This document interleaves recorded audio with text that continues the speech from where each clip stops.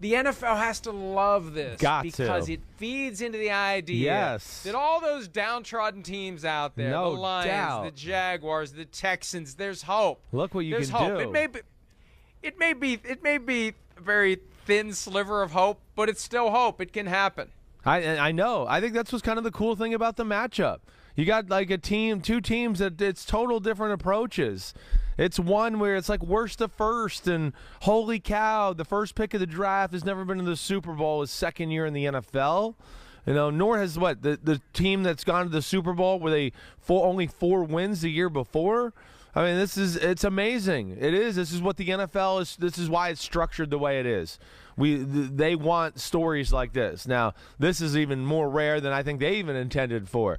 But, I mean, I just think when you couple that together, the Bengals, who gives a damn about them? Oh, no, Joe Burrow got there. Okay, they're kind of cool. Oh, he hurt his knee. They won't be worth a damn this year. Oh, crap, look at this. They drafted this guy, Jamar Chase. Holy crap, the Bengals are amazing. And then you got the Rams who are just shelling out millions to people. Here you go. Here's millions. Here's millions. Here's draft picks. We want stars, and that's all we give a damn about. And we got both teams going to play each other in the Super Bowl. I think that's really cool. I think it speaks to what the NFL is right now and why it's the best sport in the world. Because we're all playing within the same rules, but we have two teams that have kind of done it their own way, and I think that's where it's a neat matchup.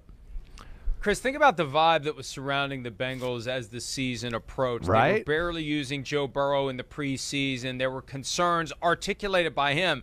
Maybe he was playing the okie doke on everybody. There were concerns articulated by him about, it's very real. You tear the ACL in your plant leg. Yeah. For a right-handed quarterback, it's your left knee. That knee got destroyed. I don't even want to see the replay again. Yeah, it's a bad one. More than a year ago. It was awful. And he's back and he's ready to go week 1, and there were questions about whether or not he'd be able to step in the pocket, step up and throw the ball and not think about that knee. And you know what? He never thought about that knee. And that it just felt like it was setting up to be another potential disaster for the Bengals. That's what makes what they did even more amazing, and credit to them. And you're right.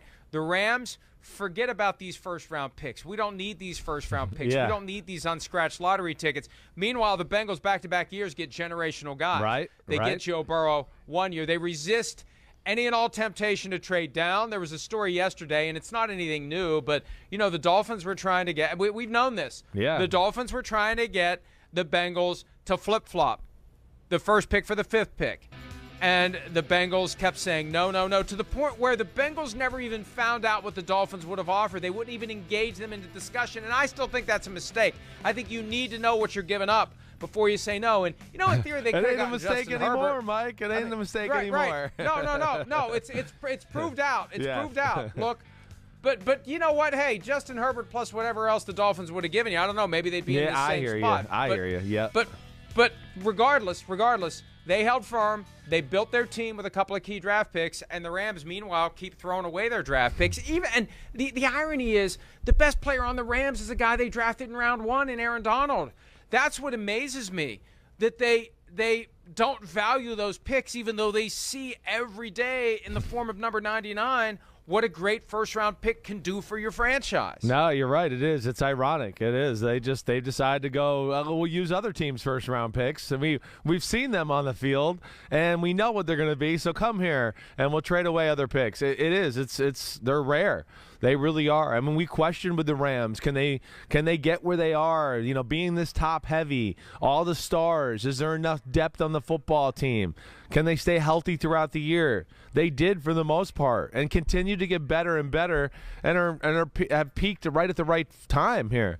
That's what's really cool. And when you talk about the Bengals, yes, it's value in free agency. It's Eli Apples and Chidobe Awuzie. Oh, here's splash some money for Trey Hendrickson, but O-linemen through the draft, a few through free agency, and then the pick of all picks. Come on.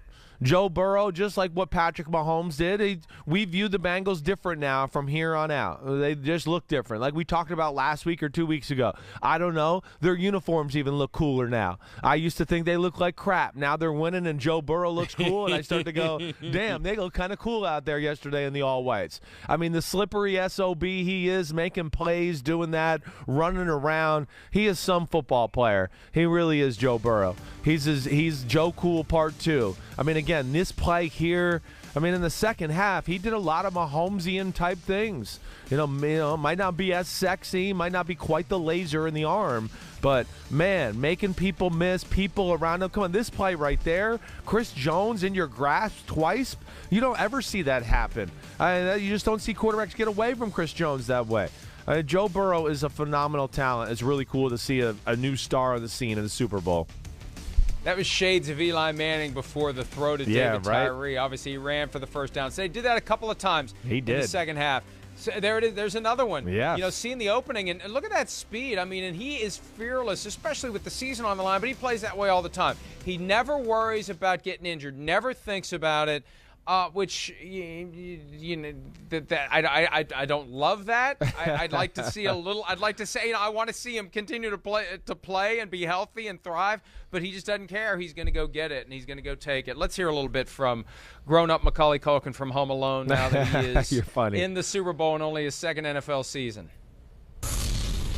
I wouldn't call it surreal. I would say it's exciting.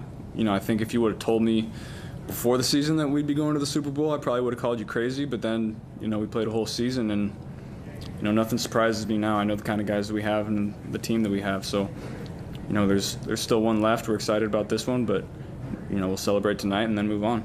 It's just great, you know, the situation that I'm in socially doesn't really feel real to me because, you know, in my head I'm just the same old guy, but, you know, one of my idols growing up, Kid Cudi, reached out to me yesterday. You got LeBron tweeting at me or whatever you said it was. I mean, that part is surreal. The football part, not so much. That stuff is crazy.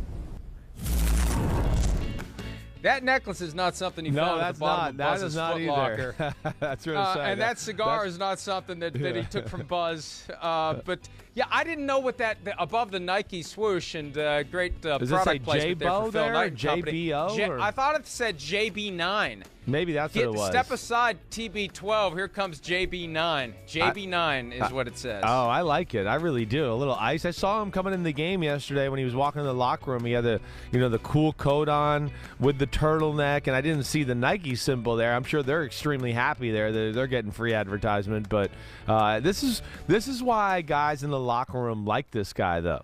That's different. I mean, that's different right there. Especially, listen, I'm just going to say it. From a white quarterback, that's different. I don't know any way to say it. I mean, yeah, you know, gold chain, diamonds hanging down. You know, I mean, again, he's a different dude. I really respect him, and he's got a swagger that's his own and his own personality, and he owns it. And he's very mature in the way he talks in front of the microphone every week. I mean, he's really got it all, let alone the cool and pizzazz to where you go, I can see why the guy changes around an organization and the whole locker room gravitates towards him and wants to dance with him when he's smoking the cigar and doing everything. I mean, he's got a cool way about him. He really does. It's undeniable. You mentioned free advertising for Nike. I've got a feeling, I don't know this, I've got a feeling that was a gift from Nike. I've got a feeling that Joe probably got a nice little paycheck for wearing it yesterday. Maybe. Because if he didn't, he should. Because that logo's gigantic. So, yeah, I don't think he was doing that as a favor to anyone. The JB9 was the tiny little print. The logo took over, and the Bengals took over, and they're on the way to the Super Bowl. Hi, I'm Mike Tirico, and thanks for watching. Make sure to hit subscribe for the latest news and highlights from NBC Sports.